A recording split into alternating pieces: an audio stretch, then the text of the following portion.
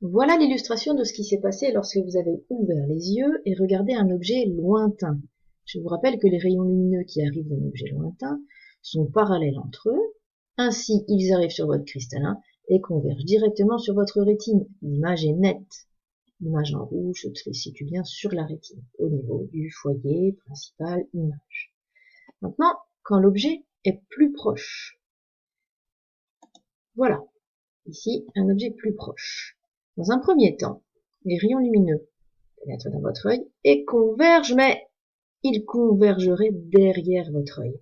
Vous avez donc une image qui est floue, sensation que vous avez perçue en faisant la petite expérience. Qu'est-ce qui s'est passé au bout de une fraction de seconde? Voilà ce qui s'est passé dans votre œil. Ce phénomène s'appelle l'accommodation. Et voilà comment vous avez réussi à voir net. Regardez l'image qui finit par se former sur la rétine. Néanmoins, que s'est-il passé? Eh bien, il a fallu que la vergence, la distance focale de la lentille qui est représentée par le cristallin, qui est le cristallin dans votre œil, soit modifiée. La distance focale a dû devenir plus petite pour que vous puissiez voir nettement un objet. Cela s'appelle l'accommodation. Ça veut dire que, au niveau de votre cristallin, qu'est-ce qui s'est passé? Il est devenu plus convergent. Sa vergence a augmenté. Sa distance focale a diminué. L'objet est éloigné, il se rapproche. Ah, on recommence. Éloigné, il se rapproche. Regardez ce qui se passe au niveau du cristallin. Il est éloigné. Regardez le cristallin au fur et à mesure que l'objet se rapproche. Il se bombe. Il devient plus convergent. Sa distance focale devient plus petite. Comment a lieu ce phénomène dans votre œil? Eh bien, il y a des muscles qui vont comprimer le cristallin pour le rendre plus bombé. Ces muscles s'appellent les muscles ciliaires.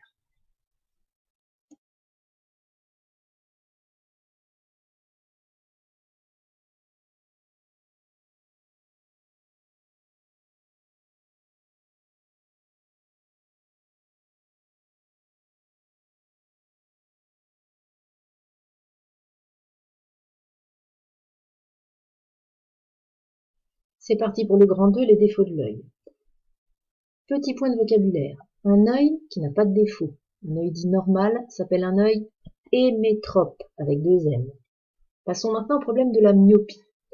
Cette animation vous permet de voir ce qui se passe pour une personne myope lorsqu'elle observe un objet à l'infini, éloigné. Les rayons lumineux arrivent parallèles entre eux. Ils convergent, mais ils convergent ici. Ils ne convergent pas sur la rétine. La personne voit flou lorsqu'elle regarde un objet situé à l'infini. On peut aussi dire que cela irait mieux si son œil était plus court, puisque dans ce cas, l'image se formerait sur la rétine. On peut également dire que l'œil d'une personne myope, il est trop convergent. Si les rayons convergeaient un petit peu plus loin, cette personne verrait net. Comment corriger ce problème? Il faudrait que les rayons lumineux arrivent ici plus loin, qu'ils convergent moins vite. Il faudrait que le cristallin soit moins convergent. Donc le type de lentille qu'il faudrait rajouter, c'est une lentille qui écartera un petit peu plus les rayons lumineux. C'est une lentille divergente. Alors essayons de corriger son problème. C'est parti pour les lunettes. Voilà. La lentille qui a été ajoutée est bien une lentille divergente. Vous remarquerez que sa vergence vaut par exemple ici moins 0,7 dioptrie. Une lentille divergente a en effet une vergence C négative. Le défaut est corrigé, l'image se forme sur la lentille, la personne voit donc maintenant net.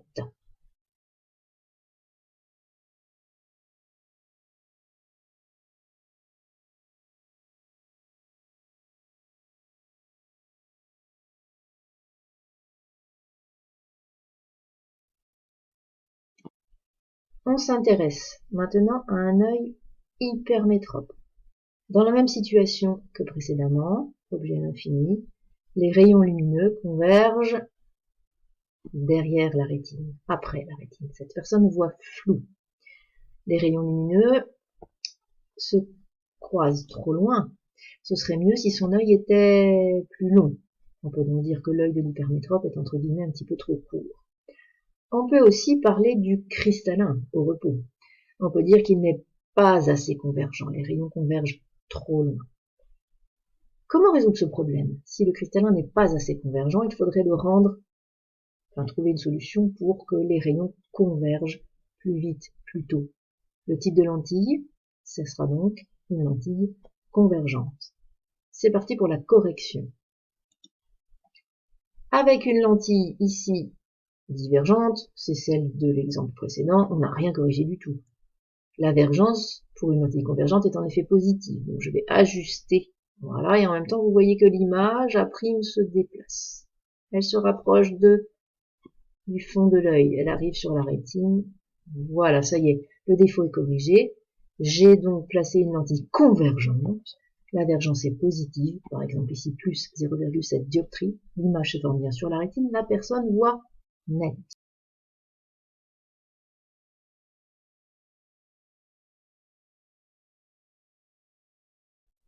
Nous finissons maintenant avec une personne qui est presbyte. Vous remarquerez que ceci est lié à l'âge. Alors, à l'âge de 40 ans, pour un objet à l'infini, la personne voit net. Un objet proche, l'œil va réaliser l'accommodation. En effet, l'image étant derrière la rétine pour un objet proche, le cristallin va se bomber, accommodation, tout va bien, c'est net. Je repars sur un objet infini, mais je change d'âge, à 60 ans. Voilà, l'image est nette, sans souci. Pour un objet proche, accommodation, à 60 ans, c'est bon, la personne voit encore net. Maintenant, je repasse sur un objet à l'infini, mais j'arrive à 80 ans. Alors, sans accommodation pour un objet à l'infini, l'image est nette. Pour un objet proche, l'accommodation doit se réaliser. C'est parti. Mais c'est fini.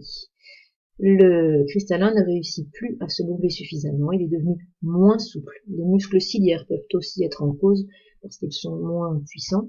Et il est impossible d'avoir une image nette. Le port de lunettes est donc nécessaire.